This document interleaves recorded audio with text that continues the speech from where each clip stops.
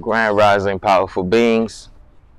We're going to be reading chapter 8 of the book, The E-Myth Enterprise, How to Turn a Great Idea into a Thriving Business by Michael E. Gerber.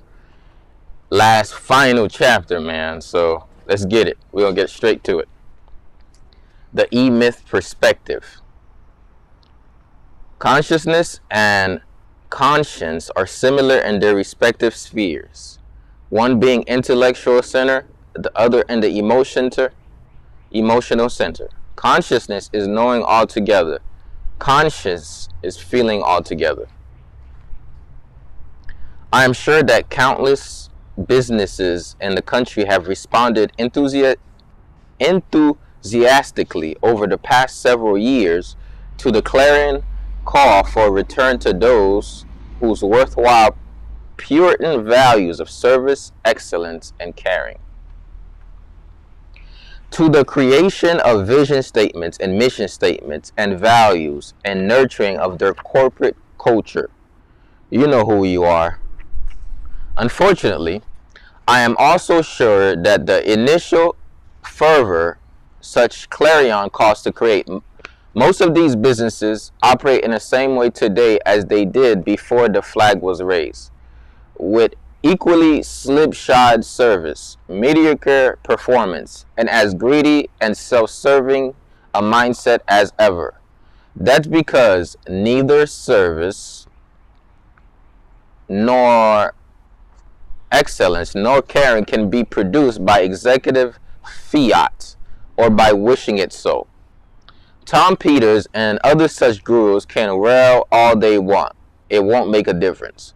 The adoption of service, excellence, and caring as strategic options, as slogans to revive a dead or dying business is not only antithetical to the true meaning of those words, but as cynical as anything our Machiavellian minds can produce.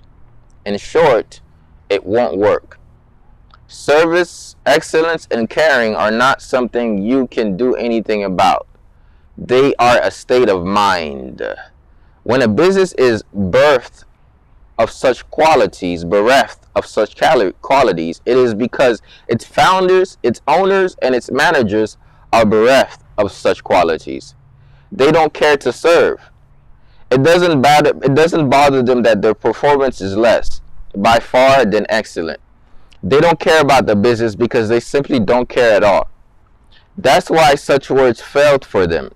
Indeed, for most companies that attempt to adopt them for their own purpose, for their own strategic ends. Because the cynical use of these true human values always produces exactly the opposite of what was intended. True human values cannot be adopted for the expedient or the pragmatic. They are not the tools which to develop a management style. They are values. They are beliefs. They are how one views the world.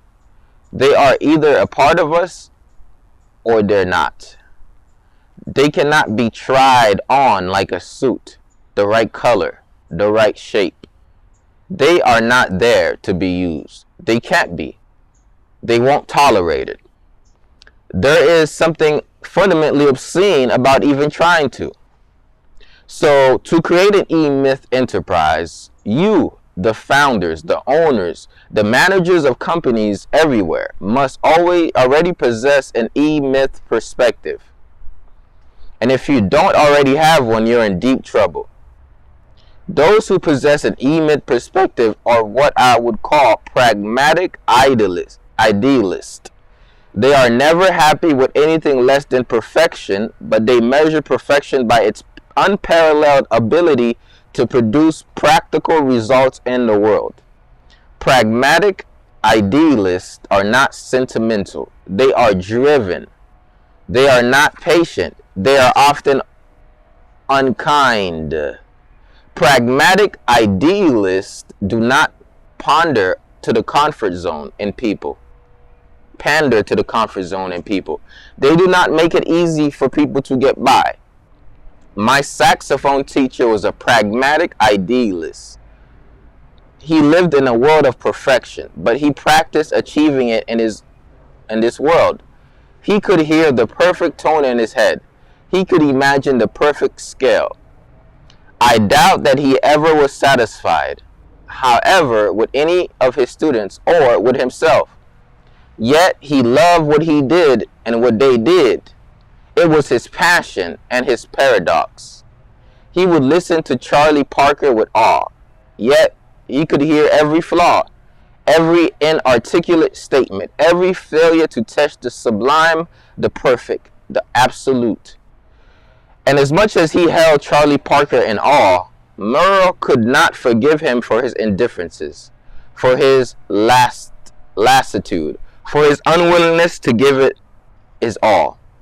This is the dark conflict, that exquisite yet tragic tension between the possible and the impossible that lives within pragmatic idealists. They are hopelessly stuck in a less than perfect world, and a world in which most people quit long before pragmatic idealists even get started. Yet, it is not other people who drive pragmatic idealists to desperation, who are continued disappointments. It is they who disappoint themselves most of all. They are forever lost in their own failings. As good as they are never good enough, never smart enough, never disciplined enough, never sensitive enough. Yet, in their minds, they are always on the edge of something, a breakthrough, a discovery, a find of existential importance. Pragmatic idealists in business know what the drive for excellence is all about. They invent it. They are its slaves. They cannot imagine any other way to live. Excellence is not a word to them. It is not a strategy, but a feeling, a passion, a profound idea. It courses through their veins. I'm talking about tough stuff. I'm suggesting that great companies become great companies because they are headed by great people who don't feel their greatness and never will. Great companies, E-Myth enterprises, are headed by great people who are possessed by a burning hunger to create something perfect in the world that they can't find in themselves. And they can't help themselves. It's not something they do out of choice. Are those the kittens on top of the roof? They are completely possessed. They are caught up by an idea that continually eludes them, that hovers tantalizingly just out of reach, that can't be perfectly seen or apprehended, but that promises to reveal itself at any moment if the seeker will extend himself or herself one step more. In other words, the E-Myth perspective, the desire to create a great company or great saxophonist or a great automobile or a great garden, is not for the faint-hearted, the weak, or the sentimental. It takes everything one has and more. It is both a blessing and a curse. Understand, I am not talking about heroes here. Most often, these people are unbearable to be around. If they are impeccable in one thing, they are often disasters in another. They are walking contradictions. Rank Babka, for over 2 decades, one of the top discus stores in the world, told me that his coach, Dink Templeton, one of the most brilliant coaches in the world has ever known, smoked like a chimney, drank like a fish, and swore like a trooper. Yet, it came to the sport, there was no one more dedicated, more possessed, more committed to perfection for his boys. It is no secret that Walt Disney was dope when it came to business finance. If it had been left to him, his business would have failed a dozen times. It is no secret that Ray Kroc held permanent grudges, insulted his people, and was known to throw fits of temper like the worst adolescent. It is no secret that Steve Jobs controls every aspect of the so-called Apple experience, from the clean, crisp and no-nonsense design and layout of Apple stores to the urgent, open-me, yet environmentally sound sense and simplicity of the packaging of products, to the elegant and utilitarian design of the products themselves. Yet, while all these things are true, there is brilliance about such people, a vital edge that distinguishes them from everyone else. You can or could see it in their eyes. That vital edge comes from the fact that they are driven by ideas. Ideas reside at the heart of the E-Myth perspective. Those who are possessed by the E-Myth perspective are driven by ideas. Ideas are the food by which such people are nourished, revitalized, and given the life they crave. Ideas of such awesome size, temper, and quality, and they are compelled to recreate them, to give them physical form, to give them presence, to give them substance, to give them reality in this world. Discussing his novel, A Good Day to Die, author Jim Harrison explains that the title was borrowed from Indian lore. That comes from the Nez prayers saying, the whole idea you have to be morally and spiritually as a warrior, whether you're a writer or a businessman or a business person, you have to live so correctly that you can wake up in the morning and look out and say, today is a good day to die. One very rarely is in that kind of shape, but it is a tremendous thing to be able to say. How many of us have lived morally and spiritually as a warrior? How many of us have lived so correctly that we could, if faced with death, let go of our lives without regret, completely empty, devoid of shame, regret, longing? What does it mean to live correctly?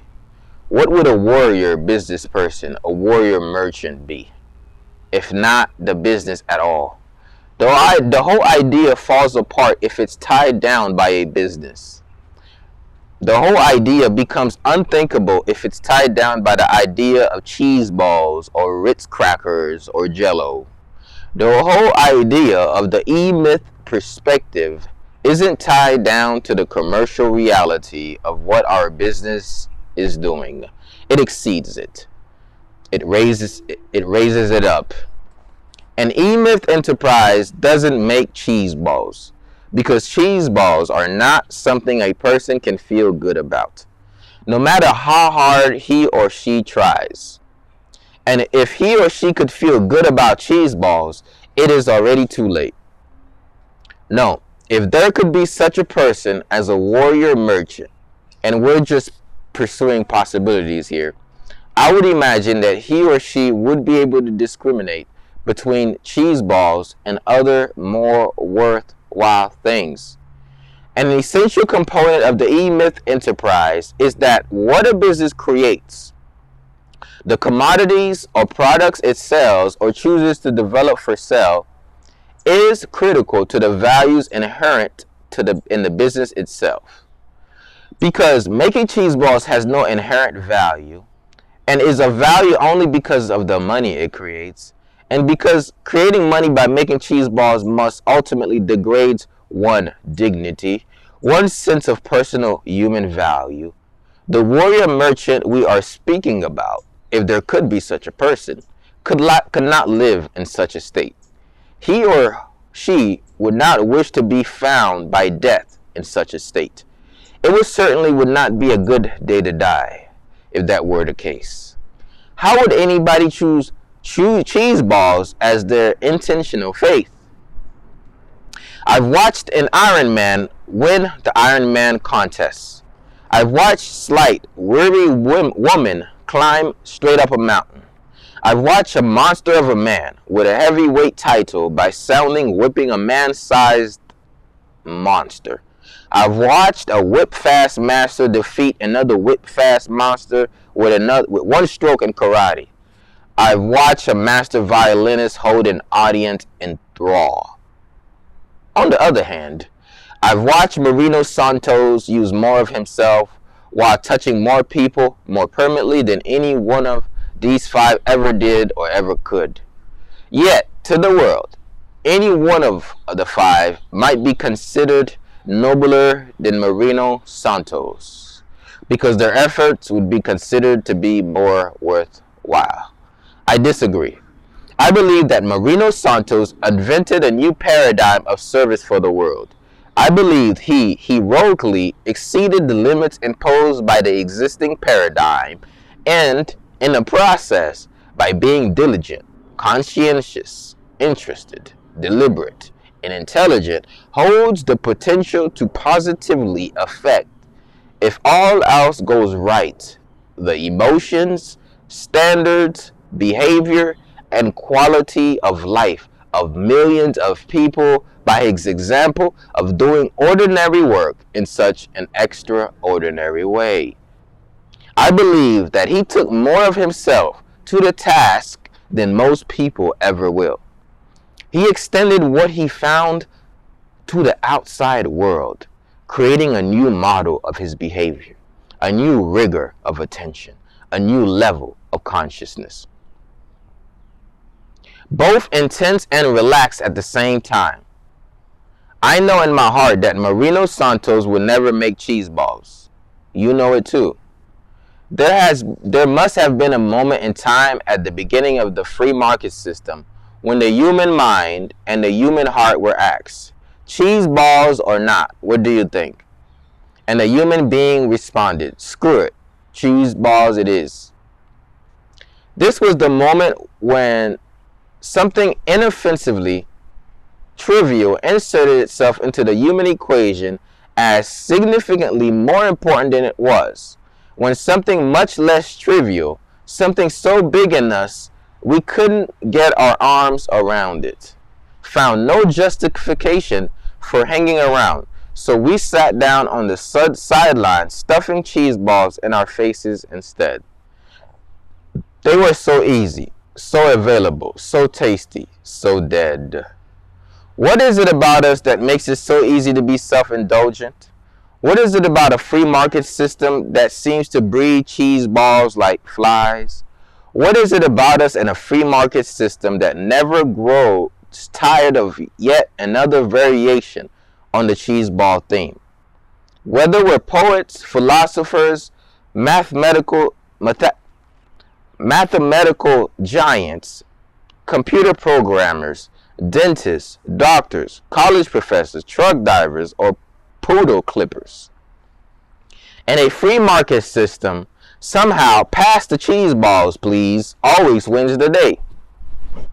If it won't make an awful lot of money for Murray, it doesn't matter how big a challenge it presents. To Murray, everyone has to be someplace. It really doesn't matter where, as long as it's worth Murray's time. Murray sits in a big fat chair at the heart of American business. These words won't let me go. Attention, concentration,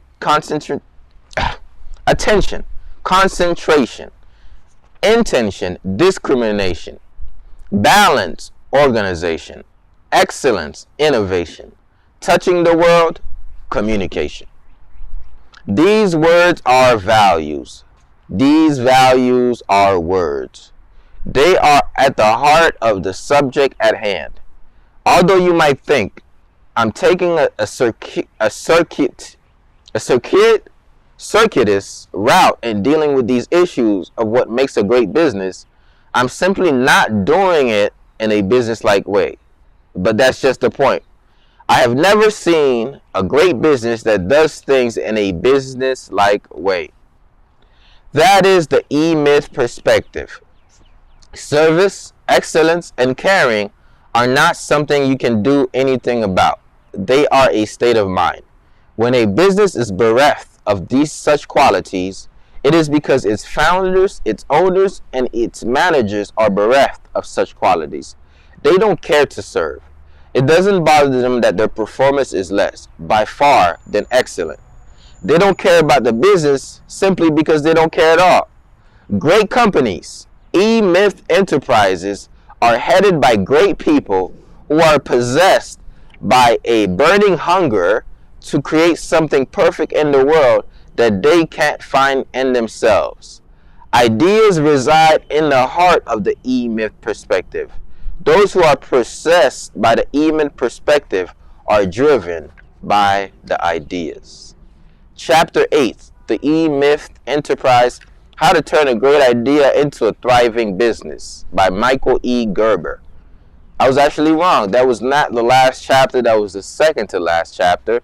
Chapter 9 is called Shooting for the Moon. And we're going to be reading that tomorrow and discussing it post the Rise and Prime session. So chapter 8 was actually a pretty powerful chapter. So this is both the reading and the review. So now we're going to kind of like review the chapter, go through some key points. Liz, you are in the room. If you want to chime in, be sure to chime in. Don't feel afraid to do so. You can always chime in. We're going to be kind of like talking about the chapter 8 and reviewing some of the key points that the author made in regards to the chapter. So basically I'm going to start from the chapter again, skim through it, pick out a few things that I noticed that, I think this is something to look at. I think this might be something we could benefit from, rediscuss, look over, etc. Okay, so let's start from there. So basically the author started saying that a lot of companies claim that they care about service excellence and that they write vision statements, mission statements, and values to nurture their corporate culture. So what the author is saying is that a lot of people talk a good game about it, but they're not about the good. It's really just a game. They don't really mean it. They're just saying it in order to meet this persona that a corporate is supposed to have values, supposed to have mission and vision statement. They don't really live by it. It doesn't really sprout from the founders. It's not really from a space of care. It's not really from a mission-oriented space. It's really, this is how we're supposed to be, supposedly, so we're going to act like we're that way. So what the author is saying is, don't have a mission statement or a vision statement because you think it's cool. Have one because you really care. So when you're structuring your company, if it's authentically being structured, the customer is going to feel that authenticity on the other side. So the author then says, a lot of times, service, excellence, or caring cannot be produced by executive fiat or by wishing it so. So service, excellence, and caring is not wishful thinking, and it's not executive fiat. It's not something you say to look good, to get more money, because you don't really care about them to begin with. Look, service, excellence, and caring are not something you can do anything about. It is a state of mind. I want you to remember this. It's a state of mind. So if you want to be excellent, you want to serve in a certain way, and you actually care, you have to put yourself, your employees, your suppliers, and your lenders, every person that has to do with that business have to be in that state of mind. You have to walk in the room and say, you know what, I actually care. Look, if you don't actually care, then don't act like you care. Okay? So it says when a business is bereft, and if you look up of bereft most likely means don't have. So when a business don't have the qualities, it's because its founders, its owners, and its managers are bereft of its qualities. So if you want to create a certain culture in your company, you have to hire people who have the qualities of the values you're looking to bring out. And if they don't have the qualities, they should be trained, coached, and their mindset should be refined to have those qualities. So that's why sometimes, and if you want your employees to have certain values, it's important that you invest in the development of your employees so that they can align their values with your company's mission. Okay? So listen, if they bereft of those values, that means that they don't care to serve. It does not bother them at all that their performance is less by far than excellent. They don't care about the business because they simply don't care at all.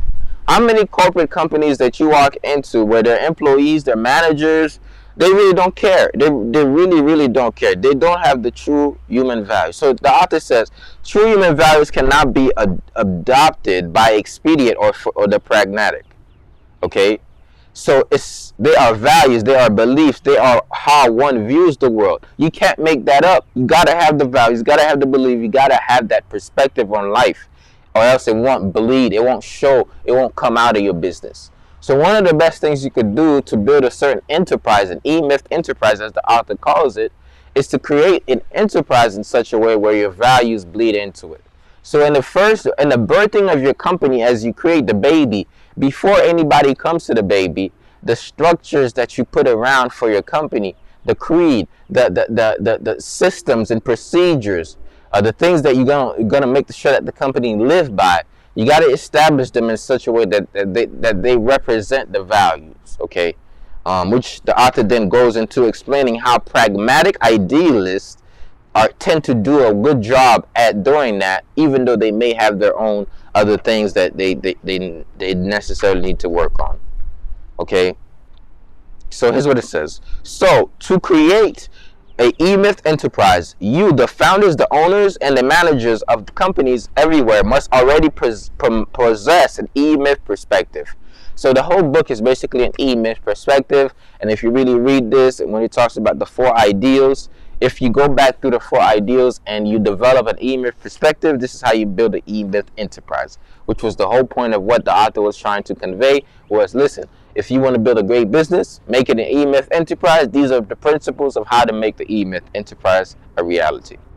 So he then to explain who are pragmatic idealists, who says those who possess an E-Myth perspective are what I would call a pragmatic idealist. They are never happy about anything less than perfection, but they measure perfection by its unparalleled ability to produce practical results in the world.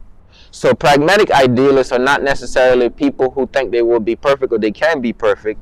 It's that they strive for perfection because they say, look, we want to produce the best quality. We want to produce practical results. We want to make sure this stands out than most. So they're not too sentimental. They're driven. They're not patient. They are often unkind. Now, do you have to be a pragmatic idealist in this way? You don't have to be. But he has a point he's trying to make. So listen to what he's saying. So then he goes then to talks about his saxophone teacher. When he said he has a saxophone teacher who really was not one of the most... He expected the best out of his students. And he himself realized that he would probably never be the best because he always finds something wrong with it. So he said he lived in a world of perfection. He practiced achieving it. Okay? He could imagine the perfect tone. So he then says that these people who imagine these perfection have a dark conflict. They have an exquisite yet tragic tension between the possible and the impossible. This lives within the pragmatic idealists. They are hopelessly stuck in a less than perfect world, and a world in which most people quit before long pragmatic idealists even get started. Yet, it is not other people who drive pragmatic idealists to desperation who are continued disappointments. It is they who disappoint themselves most of all. They are forever lost in their own failings. Now, reading this paragraph, it makes me understand that, listen, I like the drive of pragmatic idealists, but I don't actually want to be one. I actually would like to have a different leading style, and I do, okay? So I'm just saying is I don't want to strive to always feel like, oh, I'm not perfect at this, I'm not perfect at that. And if I don't get it, I'm disappointing. Now, those will come, but I want to be a little bit more, definitely be more compassionate. But the author has a point he's making, because he's saying if you look at the people like Steve Jobs, Walt Disney, all these people, they got flaws. Now, my idea is I want you to have it all. I want you to be a holistic business owner, okay? Where you're able to have the social and emotional and different intelligence, right? So that way you're not steered to the left. You're not too much on one side. But I'll talk about that when I talk about my ideas. Let's keep going with what the author talks about. Pragmatic idealists in business know what the drive for excellence is all about. They invented. They are its slaves. They cannot imagine any other way to live. Okay, excellence is not a word to them. It is not a strategy, but a feeling, a passion, a profound idea. It courses through their veins. So pragmatic idealists, they say, hey, I really want to bring out this great way. I want to bring out this perfection. I want to create something that's going to transform people's lives. They don't do it as a strategy so they can make more money. They do it as a way because they really, this is an idea in their minds. They really want to bring this to fruition. And the money is a result of bringing that thing to fruition. Okay? It says, great companies, E-Myth enterprises, are headed by great people who possessed by a burning hunger to create something perfect in the world that they can't find in themselves. And they can't help themselves. It is not something they do out of choice. It is they are completely possessed. They are caught up by an idea that continually eludes them, that hovers tantalizingly just out of reach, that can't be perfectly seen or apprehended, but that promises to reveal itself at any moment if the seeker will just extend him or herself one step at a time. One more. In other words, the E-Myth perspective, the desire to create a great company or a great saxophonist or a great automobile or a great garden, is not for the faint-hearted, the weak, or the sentimental. It takes everything one has and more. It's both a blessing and a curse. Understand, I am not talking about heroes here. Most often, these people are unbearable to be around. If they are impeccable in one thing, they are often disasters in another. They are walking contradictions. So this is where my perspective comes in. The idea is to create an E-Myth enterprise while not being a contradiction. Creating an E-Myth enterprise and being in one with certain universal values that makes you very pleasant to be around. Being very passionate about getting a vision out while being very balanced and understanding and being able to communicate in such a way. Being very driving and demanding, but at the same time being understanding. So I don't necessarily know the steps of how you're gonna be able to do all of that, but I would say that would be a great ideal to reach. But then it says, where does the vital edge come from? Okay, does the vital edge come from a product, or does it come from something deeper? So let's read that. It says, the vital edge comes from the fact that they are driven by ideas.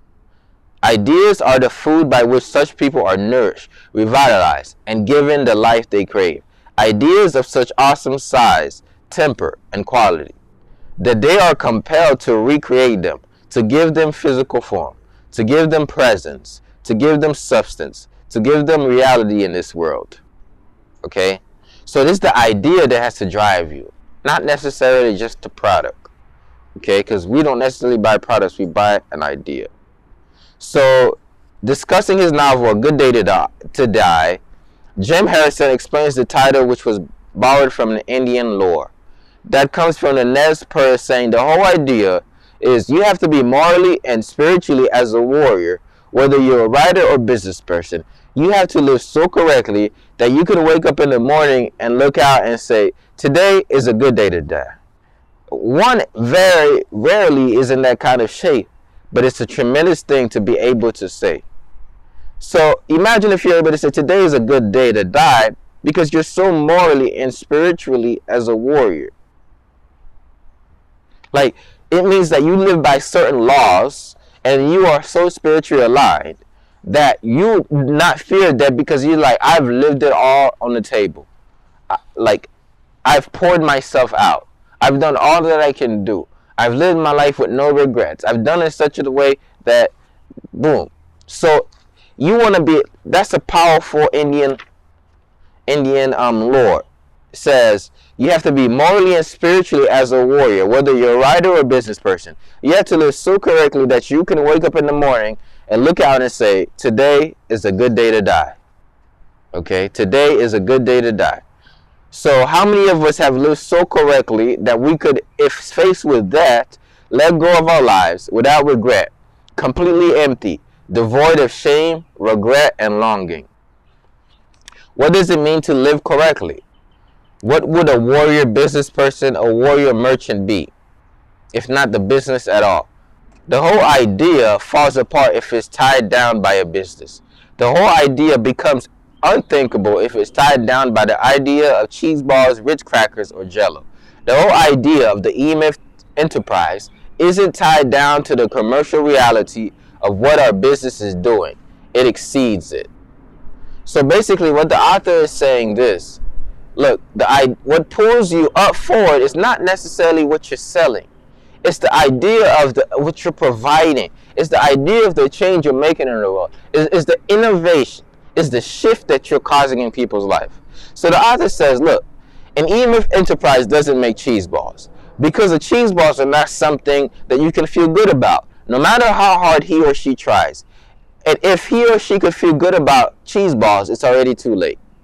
So what the author is saying, if you sell cheese balls that are artificially made with a bunch of chemicals that's actually not really doing better for people, and you say, I'm going to hang the whole thread of my life on this, selling these cheese balls alone is the value of what I wake up to do every day. If you die today, can you say that, look, I am ready to die today. I've lived morally, spiritually sound as a warrior. You see, the author says, I don't think that's good enough. I don't think selling cheese balls, I don't think selling sodas would be enough. Okay? So it's deeper than that. Really, you have to go deeper to understand that, look, I'm changing the whole distribution of beverages around the world. I'm helping people in certain countries get access to drinks that they wouldn't get. Now, whether or not you go back to morally say whether or not soda should be sold or not, whether they're good for you or not good for you, whether that much amount of sugar is good or not, carbonated beverages are enjoyed by many people around the world. Now, somebody can create soda that's made with better qualities, less sugar, etc., and make it good. So selling sodas on its own may not be something that you find yourself like, oh, I wake up and I'm really excited to sell some sodas. But the idea that you provide jobs to millions of people and do certain things in the world might be different. So if we keep reading here, this and says, because making cheese ball has no inherent value, and its value only because of the money it creates, and because creating money by making cheese ball must ultimately degrade one's dignity, one's sense of personal human value, the warrior merchant we are speaking about, if there could be such a person, could not live in such a state. You remember when the author said it is a state? It's not necessarily, it's not something you say, it's a state that you get yourself in. It says it's not just creating a vision statement or a mission statement, right? It says service, excellence, or caring cannot be produced by executive fiat or wishing it so, right? The adoption of service, excellence, and caring as strategic options, as slogans to revive a dead or dying business is only as antithetical to the true meaning of these words, but as cynical as anything our Machiavellian minds can produce, which means in short it won't work. Listen, he says service, excellence, and caring are not something you can do anything about. They are a state of mind. So if service, excellence, caring is a state of mind, the author then says, listen, how many of us have lived so... The author says that you have to get yourself in a state of mind. Okay? So you have to understand that you cannot live in such state of mind because you're selling cheese balls. Okay? So then he went to talk about Mourinho Santos, which was a construction worker who used to work on this construction work. Then he started 5-day kitchens, or whatever it was called, where he wouldn't do your kitchen in a short period of time. He said, was the violinist more important? Was the whiplash master in karate better? Was the monster of a man who whipped the monster of a man-sized monster? Is the Iron Man who won the Iron Man contest better than the businessman who launched a new process of making kitchens really fast and satisfying his customers? He said, no, I don't think so. Okay? He said, listen, to the world, any of the 5 might be considered nobler than Mourinho Santos because their efforts would be considered to be worthwhile. He says, I disagree. I believe that Mourinho Santos invented a new paradigm or service for the world. I believe that he heroically exceeded the limits. So as a business owner, as an entrepreneur, are you heroically exceeding limits imposed by the existing paradigm? And in the process, by being diligent, are you being conscientious, interested, deliberate, intelligent? Okay? So you have to ask yourself more than most people will. Extend yourself to find out. Share with the world what you found. Create a new model of behavior, a new rigor of attention, a new level of consciousness, both intense and relaxed at the same time. So that's what he did. So that means that you can be in any business and make a great shift in the world. Okay? While some sell cheese balls to make millions of dollars, you make kitchens in 7 days, but the shift that you cause in the world with that, the model, what you introduced, what you left, others can build on that. That's what makes an E-Myth enterprise. And when we read the Think and Grow Rich, you're going to see that a lot of the businesses that started were people who were thinking outside of the box. They said, I'm getting into an industry. I'm seeing how this industry currently looks. I'm looking at what most challenges, what are the main pain points of the consumers in that industry, and I'm actually going to shift something in this industry to do it so different that people are going to be like, whoa, this person is much different. They left a mark. They're doing it so uniquely that I want to do business with them. That other people say, hey, I want to actually study your model because your model changed for my life. So as you create your business, not only does the business inspire somebody to take action on your product or services, you want that business to be an inspiration to other people who are starting businesses, where you are a model of what businesses are all about. How do you do that? You have to let your business sprout from your values, from your ideas, right? From the passion you put in it, right? It has to be, you don't just create a mission statement as a strategy. Your mission statement has to be your real mission. You don't just create your vision statement to sound good. Your vision statement have to be your vision statement. You don't just create a slogan to act like you care. You actually represent how much you care through your slogan. All right, so that's what an E-Myth enterprise is about. So you want to have an E-Myth perspective, which means you want to have a perspective of creating such of a business that stands above the rest, right? That you do more for your people, right? A E-Myth enterprise is a business that does more. You do more. I do more for my customers. I custom my service for those I serve customly. So he said, these words won't let me go. Attention and concentration. Intention and discrimination. Balance and organization. Excellence and innovation. Touching the world through communication. These words are values. These values are words. They are at the heart of the subject at hand. Although you might think I'm taking a circuitous route in dealing with the issues of what makes a great business, I'm simply not doing it in a business-like way. I want you to listen to this last line the author wrote. But that is just the point. I have never seen a great business that does things in a business-like way. So if you want to really start a great business, I want you to look at how most businesses do business, and I want you to do business in the opposite way. If you look at most businesses, don't be most businesses.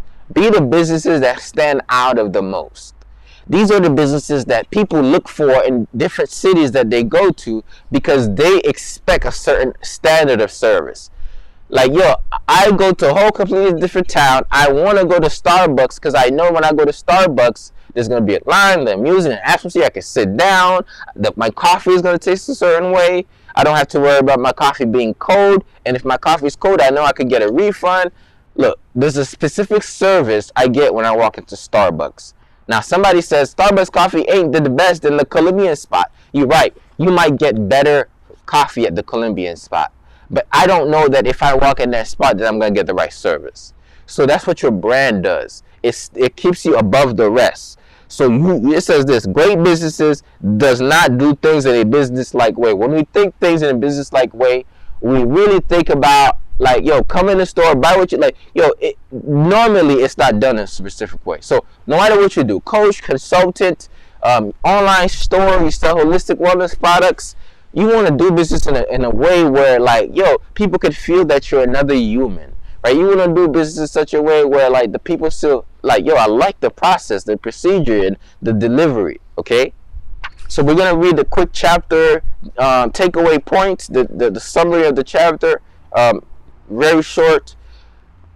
Designing the enterprise, the key takeaway points. You could listen to the podcast version at michaelegerber.com. Once again, this is the E-Myth Enterprise of Michael E. Gerber. I'm just reading and reviewing the book for you.